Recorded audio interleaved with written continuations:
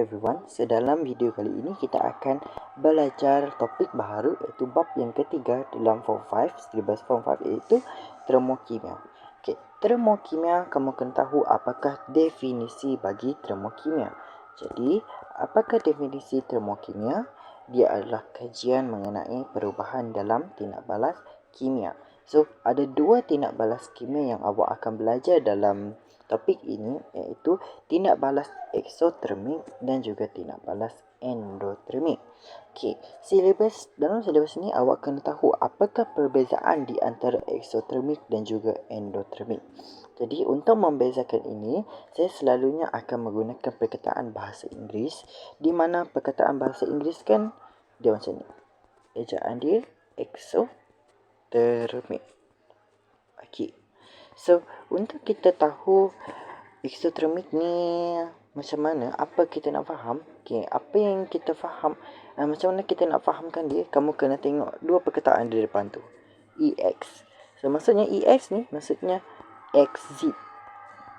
Jadi, haba tu exit. Okay, haba dibebaskan. Jadi, bila kita tengok gambar raja ini, okey, kita ada termometer di dalam air, diletakkan di cawan polystyrene. Kalau eksotermik, haba itu, okay, kalau saya boleh lukis kat sini, okay, haba itu akan dibebaskan ke persekitaran. Okay, haba dibebaskan persekitaran. Apabila haba dibebaskan ke persekitaran, okay, dibebaskan ke persekitaran. Itu yang pertama. Okey, nama pun haba sudah dibebaskan ke persekitaran kan. Jadi maksudnya suhu persekitaran mestilah akan meningkat. Okey, contohnya, okey, saya adalah ini dalam cawan ni. Okey, lepas tu yang di luar ni adalah kamu. Okey, kamu. Lepas tu saya bagi saya punya haba kepada kamu. Mestilah kamu rasa panas kan. Jadi that's why haba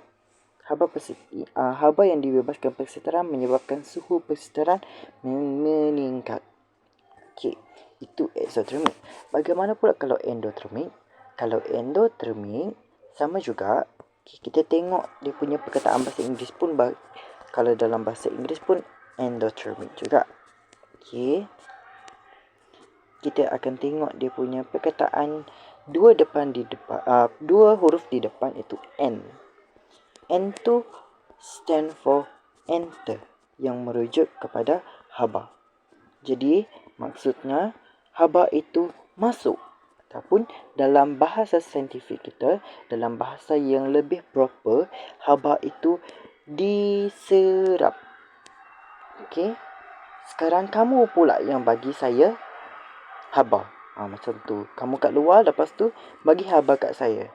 Itulah endotermik. Maksudnya haba diserap dari persekitaran.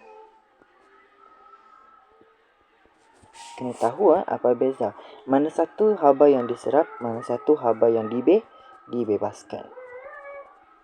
Okey.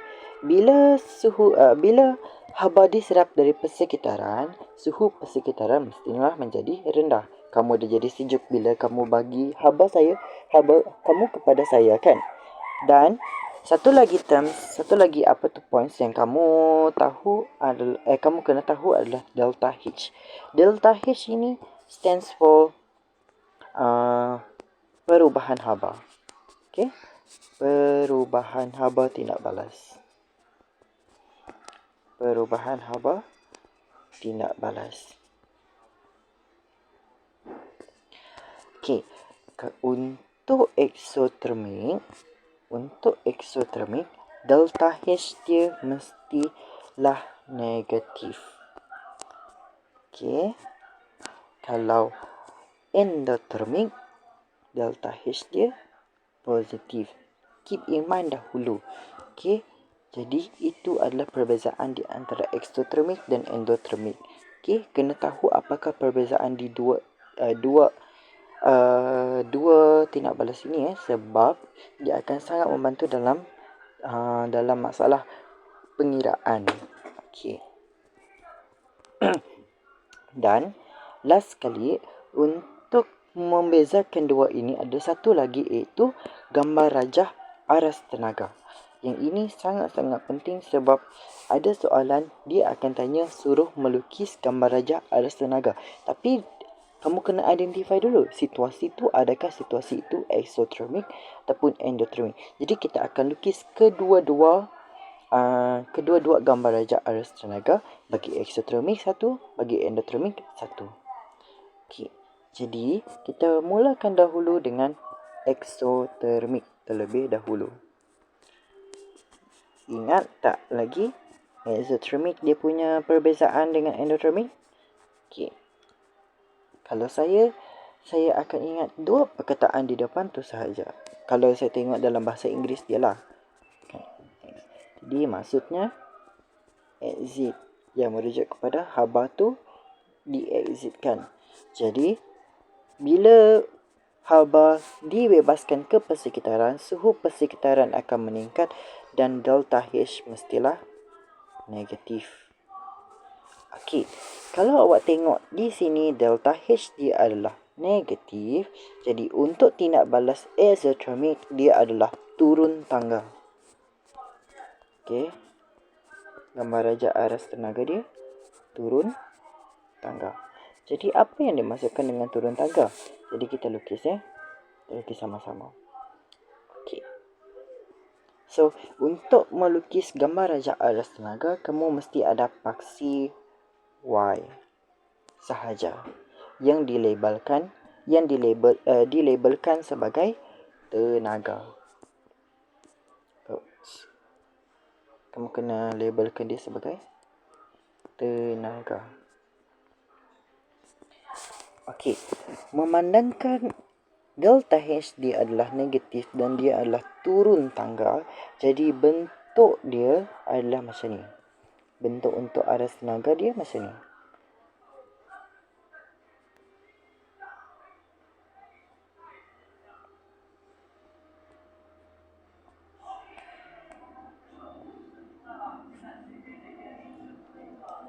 Okey, bentuk dia macam ni. Lepas tu ada arrow di sini, di mana nanti kamu akan labelkan di sini sebagai bahan tindak balas. Dan di sini adalah hasil tindak balas. Okey. Dan di sini kamu kena labelkan delta H dia berapa. Delta H equal to negatif apa-apa dalam kJ mol negatif 1. Ini adalah unit bagi delta H. Dia punya unit mesti kJ mol negatif 1. Ini adalah gambar rajah aras tenaga bagi exothermic. Ingat, kalau delta H dia negatif, maksudnya dia turun tangga.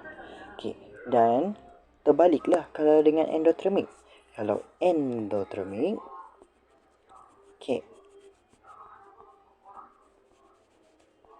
tengok perkataan depan dia yang dua tu, N, maksudnya enter. Haba enter ataupun haba diserap dari persekitaran menyebabkan suhu persekitaran menurun. Dan delta H dia positif.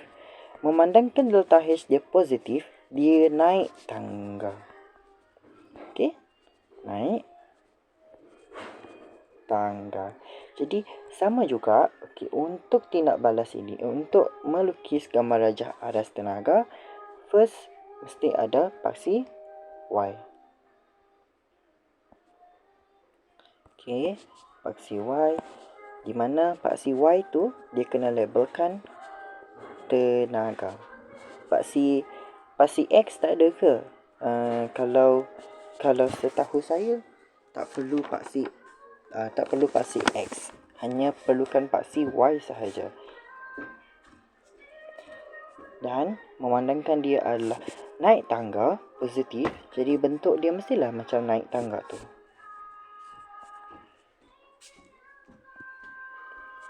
dan kena label, kena letak arrow di sini. Okey, di mana nanti di bawah sini kamu kena letak bahan tindak balas. Okey, di sini adalah hasil tindak balas. Tahu tak apa itu bahan tindak balas dan hasil tindak balas? Okey, kalau kita buat satu persamaan kimia, contoh ini adalah satu persamaan kimia.